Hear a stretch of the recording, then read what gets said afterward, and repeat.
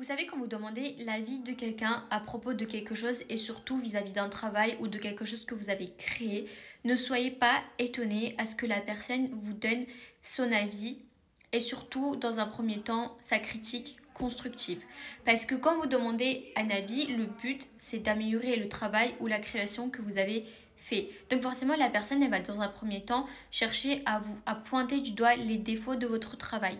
Par contre, quand la personne elle vous donne son avis et qu'elle pointe les défauts en question, ne soyez pas fâchés et n'allez pas chialer à la porte d'à côté parce qu'on a critiqué ce que vous avez fait.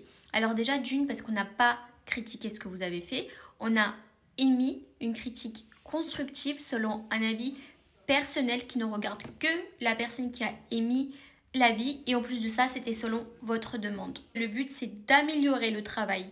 C'est pas de vous dire ah mais c'est magnifique ce que tu as fait. Le but c'est d'améliorer les points négatifs. Donc forcément il y a des points positifs mais on va forcément pointer du doigt tout ce qui est négatif d'abord. Deuxièmement, quand vous apprêtez à demander l'avis à la personne en question, posez-vous la question de savoir est-ce que vous êtes à la recherche d'une critique constructive et d'un avis honnête ou est-ce que vous recherchez à être rassuré? Il n'y a aucun mal à vouloir être rassuré dans le travail que l'on fait. Et dans ce cas-là, par contre, posez la question en conséquence. Si vous cherchez à être rassuré, dites directement ouais, est-ce que tu veux bien me rassurer vis-à-vis du travail que j'ai fait?